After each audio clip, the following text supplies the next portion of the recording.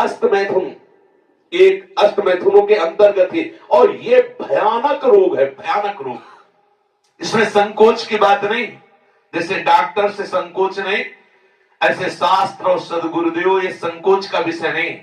ये वो भयानक रोग है जो कैंसर से भी, टीबी से भी बड़ा भयानक रोग है, बड़ा भयानक रोग। उसकी तो औषधि, इसकी औषधि नहीं है। वो तो प्रारब्ध से आ रहा है। ये आप वर्तमान क्रिया को बिगाड़ कर अपना नाश कर रहे हैं। छोटे छोटे बच्चे जब स्कूलों में जाते हैं और उनको गलत विद्यार्थियों का संग मिलता है, तो प्रत्येक 100 में एक को नहीं कह सकते, 99 के जैसा हम मिले हैं अभी तक, 100 में एक को नहीं कह सकते, लेकिन 99 ऐसे मिले हैं, 100 में 99 जो इस रोग से ग्रसित हैं। पहले शायद वो पढ़ाई अपने लोगों के यहां नहीं थी। आज हमें बच्चे बताते हैं कि एक चैप्टर भी इसी प्रसंग का रखा जाता है। किसी विद्यार्थी जीवन से आए हुए साधु वेश में अपने उपासक ने बताया कि हम लोगों को शिक्षा दी जाती है कि जैसे खून निकल जाता है तो नया खून और बलवर्धक बनता है, ऐसे ही इस ब्रह्मचर्य का नाश करना अति आवश्यक है, क्योंकि वो हटेगा तो समस्त मांसपेशियों में नई शक्ति जागृत होगी। बोलो कितनी बड़ी हानि की बात, कितने बहुत बड़े दोष की बात। छोटे छोटे बालकों की, जिनकी किसी भी तरह से ब्रह्मचर्य नष्ट करने की अवस्था नहीं हुई, वो अपने ब्रह्मचर्य का संहार कर रहे हैं केवल केवल मनोरंजन के लिए। प्लेग, इन्फ्लुएंजा, ये रोग इतने बड़े महामारी नहीं जितना महामारी ये रोग है, जिसे बच्चे और बच्चियां खिलवाड़ समझ रही, मनोरंजन समझ रहे, ये करना आवश्यक ही है ऐसा समझ रहे, सुविधाएं दी जा रही, कहा जाता खेलो हंसो, मार दिया। अभी किसी योग्य नहीं हो पाए और उनको सारी योग्यता नाश करने की शिक्षा दे दी गई और नष्ट हो गए। ना वो गृहस्थी लायक रह गए, न विरक्ति लायक रह गए। ये जो हस्तमैथुन जनित महारोग से, भयानक रोग से ग्रसित साधक जो भी मनुष्य, जो भी बच्चे हैं, सावधानी, बिल्कुल अपनी मृत्यु का वर्ण कर रहे हैं। और हम ये पक्की बात कर रहे हैं, 100 में 99 इस दोष से ग्रसित हैं। 100 में 99, 98 नहीं, 99। और हम जब उनसे पूछते हैं तो पता चलता है ये केवल स्कूल में ही पूरी ट्रेनिंग हो जाती है। आपस में 4 बच्चे बैठकर ऐसे गंदे आचरण से युक्त हो जाते हैं जो जीवन में इससे निकल पाना बड़ा कठिन है। नाना प्रकार की, गंगा की कसम, यमुना की कसम, भगवान की कसम, गुरु की कसम, सब कसम एक तरफ, खाने के बाद 1 मिनट बाद जहां वो अपने स्वरूप में कामाग्नि जागृत हुई, नष्ट हो जाता है साधक। ये जो हस्त क्रिया के द्वारा अपनी वीर शक्ति का नाश कर रहे हैं, बिल्कुल समझ ले ये अनिष्टकारी चेष्टा पहली बात अगला जन्म तुम्हें मनुष्य का नहीं होने देगी, क्योंकि तुम इतना भयानक अपराध कर रहे हो। हर वीर शक्ति में वो जीवाणु है जिससे मनुष्य का जन्म होता है। आप उसको किस तरह से नष्ट कर रहे हैं, पहला महापाप तुम कर रहे हो। दूसरी बात, जैसे किसी लकड़ी में घुन लग जाता है, अंदर अंदर उसे खाली कर देता है, ऐसे ही ये क्रिया हर साधक को, हर बच्चे को, हर मनुष्य को जर्जर कर देती है, उत्साहहीन कर देती है, निकृष्ट भावना से युक्त कर देती है। कोई भी इस हस्त क्रिया को यदि स्वीकार किए हैं तो उसका फल देख ले, बिना प्रयास के वो वीरहीन होता रहेगा। कसम खाइए कि मैं जीवन में कभी हस्तमैथुन नहीं करूंगा। श्री जी को साक्षी करके इसका निर्वाह कीजिए, विश्वास कर लीजिए, आपकी परमार्थिक या व्यवहारिक जो भी उन्नति सबके नाश का प्रधान कारण है। आप ऐसे कारण को स्वयं कर रहे हैं। गृहस्थी धर्म में तो जब संयोग होगा तब होगा, आप इसमें प्रतिपल मर रहे हैं, प्रतिपल। और ये आपको इतना कमजोर, इतना परास्त कर देगा, आप भगवत मार्ग में चल नहीं सकते। आप इसे निश्चय करें, इसी क्षण निश्चय करें कि मैं कभी भी हस्त क्रिया के, तो कोई भी साधक, स्त्री या पुरुष, कोई भी साधक किसी भी प्रक्रिया के द्वारा हम ऐसा, जब तक गृहस्थ धर्म से युक्त होकर हम भगवत पूजा की भावना से संतानोत्पत्ति वाली क्रिया, वो अलग चीज, अपने किसी चेष्टा के द्वारा हम ऐसा नहीं करेंगे। जो ऐसा करते हैं उनकी समस्त इंद्रियां दुर्बल होती जाती हैं, एक एक नस से उनकी शक्ति का ह्रास होता जाता है और उनके मुंह में पीलापन, सिकुड़न बिना वृद्धावस्था के से दिखाई देने लगती है। नस में दौर्बल्य, बार बार स्वप्न दोष, नाना प्रकार के गंदे संकल्प, नाना प्रकार की जलन उनके हृदय में प्रकाशित हो जाती है और वीर शक्ति इतनी द्रवित हो जाती है कि उनको पता ही नहीं लगता कब स्खलित हो गई। इसलिए साधक सावधान, ऐसी गलती बिल्कुल ना करें, बिल्कुल ना करें। क्योंकि शरीर के भीतर एक मनोवाहा नाम की एक नाड़ी है। इस नाड़ी के साथ संपूर्ण नाड़ियों का संबंध है। जे ही आप कामासक्त होकर के इस क्रिया को करते हैं, संपूर्ण आपके शरीर की नस नाड़ियां कांप जाती हैं। शरीर से लेकर मतलब सिर से लेकर पैर तक संपूर्ण यंत्र, छोटी मोटी सब नाड़ियां कंपायमान हो जाती हैं। फिर उस रक्त से मंथन करके फिर जो निकलता है उसे वीर्य कहते हैं। कितना बड़ा नाश कर रहे हैं आप। इस धातु से दौर्बल्य, प्रमेह, स्वप्न में, मधुमेह, बड़े कठिन कठिन रोग घेर लेते हैं। पक्षघात, ग्रंथिवात, संधिवात, अपस्मार, मिर्गी, पागल पर भीषण भीषण पीड़ाएं शरीर में, न जाने कितने निंदनीय रोग इस क्रिया के द्वारा होने लगते हैं। इसलिए प्रत्येक उपासक को, चाहे वो गृहस्थ मार्ग का हो या विरक्त मार्ग का हो, बिल्कुल ऐसी क्रिया ना करे। जब कोई हस्त क्रिया करता है तो उसके सीधे कलेजे पर धक्का लगता है। जब क्रिया करता है तो संपूर्ण नाड़ियों में हलचल और हृदय पर धक्का लगता है, जिससे उसका दिल कमजोर होने लगता है। और वही सबसे ज्यादा जिसे हार्ट अटैक कहते हैं, वही कारण होता है। वीर चरण ही उसका प्रधान कारण होता है। क्षय, खांसी, श्वास, ये क्षमा महाभयानक रोगों का बुलावा है। हृदय रोग से पीड़ित अभागे मनुष्य किस क्षण मर जाए कोई पता नहीं। मस्तिष्क पर जो एक ऊर्जा शक्ति, विचार शक्ति होती है, वो नष्ट हो जाती है। जो ये हस्त क्रिया को करते हैं उनको देखते ही पता चलता है करते हैं। कुछ ऐसे लक्षण होते हैं जिनको देखने से ही पता चलता है ये सब वो प्रतिपल अपने आप को चौपट कर रहे हैं। कितना पागलपन है। आप अपने जीवन को नष्ट कर रहे हैं। पागल खाने में अगर देखा जाए तो 5 आदमी ऐसे मिलेंगे 100 में जो किसी अन्य घटना से पागल हुए। 95 ऐसे मिलेंगे जो विषय के कारण पागल हुए, जिन्होंने ब्रह्मचर्य को छीण किया है और उनकी मेधा शक्ति कमजोर हो गई और पागल हो गए हैं। ये व्यभिचार प्रवृत्ति किसी भी लायक नहीं रहती। सैकड़ों पागल खाने में जांच करने पर ज्ञात हुआ है कि जितने भी पागल हैं उनमें से 95 केवल इस बात से पागल है, भ्रष्ट आचरण से। आप परिश्रम युक्त, साधना युक्त आप रहिए। ये आजकल के माता पिता स्वयं सावधान नहीं, बच्चों के सामने ऐसी चेष्टाएं करते हैं कि उनकी सामर्थ्य नहीं कि अपने बच्चों को रोक सके। वो समझते हैं कि बच्चों से ये बातें करना ठीक नहीं है। लेकिन आप समझिए, अगर बच्चों को आप एक छूट दे रहे हो, आप उनका कितना जीवन नष्ट कर रहे हैं। उनकी आंख, नाक, कान, जिह्वा, वाणी, पैर, त्वचा सब कमजोर हो रहे हैं। और इस कारण जब वो गृहस्थ धर्म में प्रवेश होते तो गृहस्थी लायक नहीं रह जाते, गृहस्थी लायक नहीं रह जाते इन क्रियाओं के करने के कारण।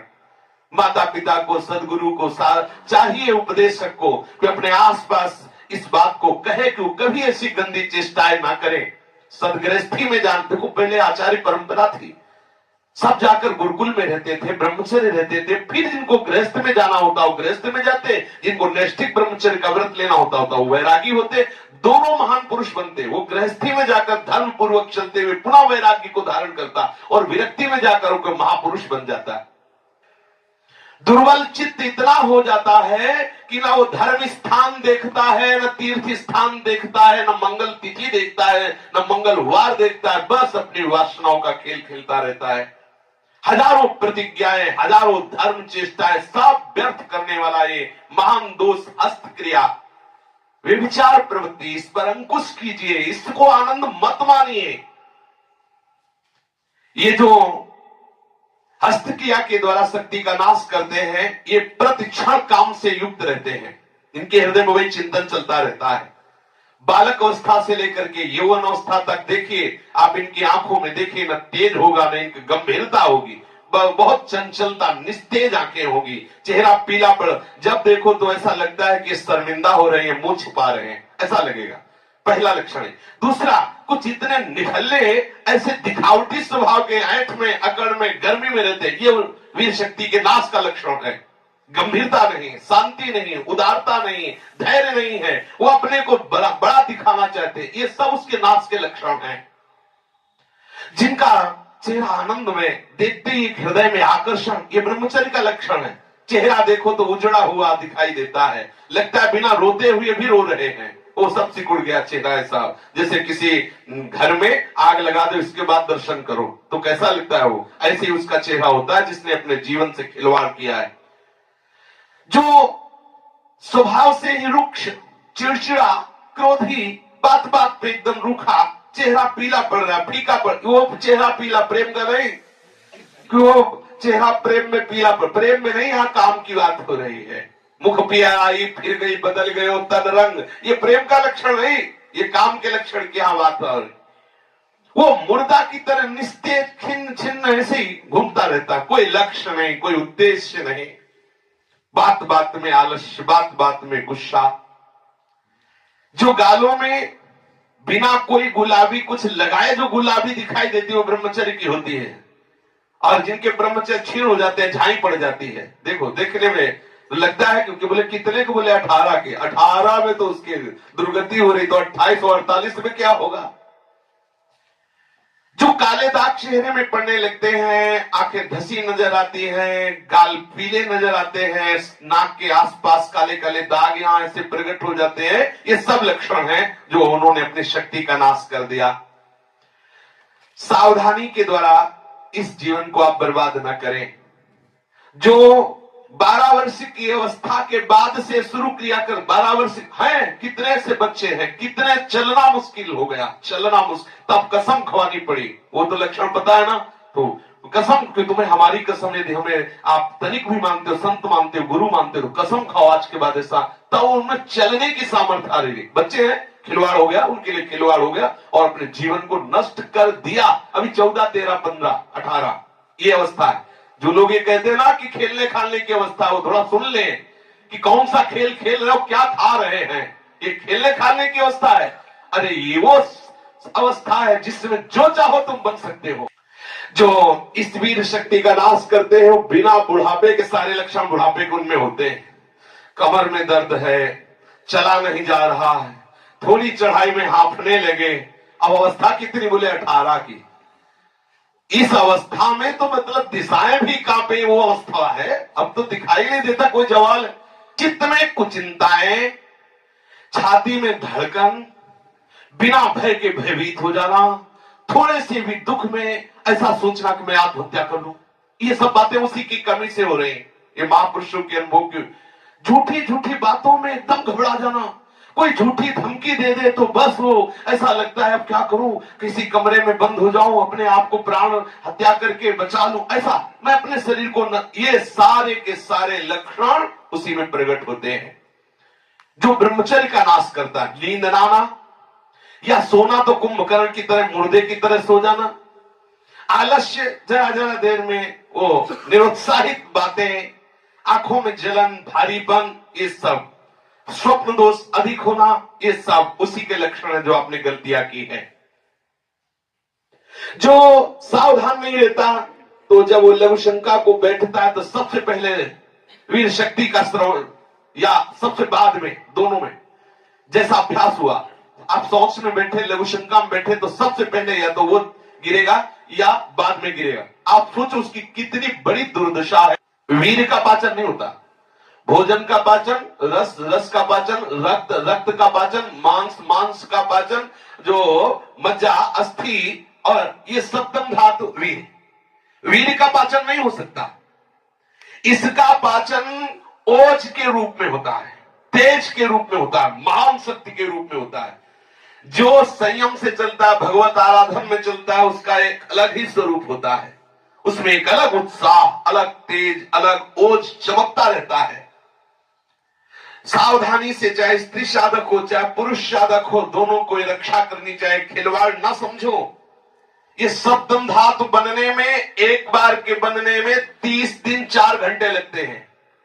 30 दिन 4 घंटे लगते हैं। जब बहुत सुंदर भोजन सात्विक किया जाता है तो एक बार में संतानोत्पत्ति करने की जो सामर्थ्य वीर शक्ति में है, वो 30 दिन 4 घंटे में तैयार होती है। शास्त्रीय पद्धति के अनुसार, शास्त्र सिद्धांत के अनुसार साधक सावधान रहे, इसे तमाशा न बनावे, इसे मनोरंजन न बनावे, इसे खिलवाड़ न समझे कि कोई देख नहीं रहा। आप जिस कार्य के लिए मनुष्य जन्म धारण किए, चाहे गृहस्थ हो चाहे विरक्त, उसके लिए अति अनिवार्य है आपको ब्रह्मचर्य रहना। ये जो हस्त प्रयास के द्वारा ब्रह्मचर्य का नाश करते रहते हैं, इनको बहुत सावधान हो जाना चाहिए। एक बार ब्रह्मचर्य नष्ट होने में 1.5 तोला सप्तम धातु नष्ट होती है, जो 30 दिन 4 घंटे में तैयार होती है। आप विचार कीजिए, 30 दिन 4 घंटे शरीर की नस नाड़ियों ने जो कमाया, उस सप्तम धातु को आप कितने मिनट में नष्ट कर रहे हैं? कितने बार 30 दिन 4 घंटे में एक बार कमाई हुई वस्तु को कितने बार नष्ट कर रहे हैं? आपकी क्या परिणाम दशा होगी, आप खुद विचार कर लीजिए। कठोर परिश्रम से 30 दिन 4 घंटे में तैयार होने वाली 1.5 तोला अमूल्य वस्तु जो भगवत स्वरूप है, आप उसे कहां बहा रहे हैं? कितनी मूर्खता कर रहे हैं? आप इसको सुनने में बोलने में संकोच लग रहा होगा। घोर पतन का रास्ता अंदर ही अंदर मन को आप दे रहे हैं। इसे मूर्ख नहीं कहा जाएगा, और क्या कहा जाएगा? जो इतनी कीमती वस्तु को केवल मनोरंजन के लिए बर्बाद करे, तन मन धन श्वास सबका नाश करने वाला। जैसे फूलों का इत्र, ऐसे ही संपूर्ण मनुष्य का सार ब्रह्मचर्य। एक एक रुपया आप जैसे बहुत कंजूसी से समेट के रखे, फिर कोई चुराने आवे तो आप दे देंगे क्या? ऐसे ही यदि आप ब्रह्मचर्य पर दृष्टि रखेंगे तो आपसे पापाचरण हो ही नहीं सकता। आपको जलन हो जाएगी कि हम कितना जल के कैसे सदाचार से चल रहे हैं, और ये आकर्षण हमें कैसे ब्रह्मचर्य को नष्ट कर सकते। वो भागेगा, हर स्थिति से भागेगा। वो अपने ब्रह्मचर्य को सच्ची मानिए, ब्रह्मचर्य में ही सामर्थ्य है हर द्वंद्व सहने की, हर द्वंद्व सहने की। जितने भी साधकों की या मनुष्यों की जो दुर्दशा है शास्त्र विरुद्ध आचरणों से, उसका कारण ब्रह्मचर्य का नाश। जरा विचार करो, जो दिन में 2 बार, जो 3 बार, या 2 दिन में, 3 दिन में, या चौथे दिन में ऐसा करते हैं, आप उन पर विचार कीजिए कि 30 दिन 4 घंटे में तैयार होने वाली वस्तु को वो 2 दिन में, 3 दिन में, या 1 दिन में 2 बार, या ऐसा आप सोचो उनकी कितनी बड़ी दुर्दशा हो रही, वो कहां पहुंचेंगे। आज कसम खा लो, बार बार कह रहे हैं, और ये हम दूसरों के लिए नहीं कह रहे, अपने लोगों के लिए कह रहे हैं, अपने लिए कह रहे हैं। अपने लोगों को कसम खा लेनी है, हम भूल कर कभी हस्त क्रिया के द्वारा अपने ब्रह्मचर्य का नाश नहीं करेंगे।